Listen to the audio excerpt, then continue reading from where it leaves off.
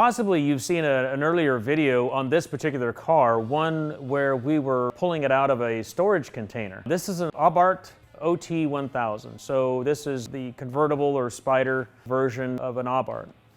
So these were production cars that Abarth warmed over with some brake changes, suspension changes, engine changes, and whatnot. We did pull that car out, and we had to go through all the parts and figure out what we had. They had boxes and boxes of parts, of course.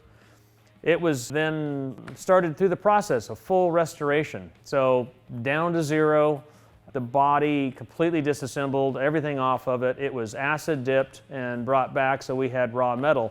And at that point, of course, you then know what you have for rust repair. And that's what we've been doing, been concentrating on the body. On any restoration, the body is often a significant part of it. Sometimes, 60, 70% of the restoration goes into developing the tub. That's probably going to be true in this car too. It had rust in all the typical places, and so we have spent quite a bit of time replacing metal. So with the car on the rotisserie, replacing metal, floors, wings, body damage, a little bit of structural crash damage from its past.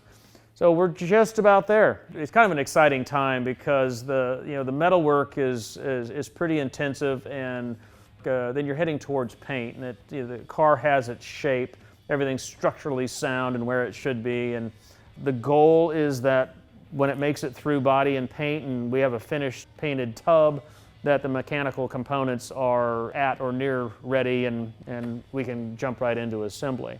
So far, everything's looking really good on this car, feeling really good about it. The metalwork is just stunning. Tim's done an absolute fabulous job.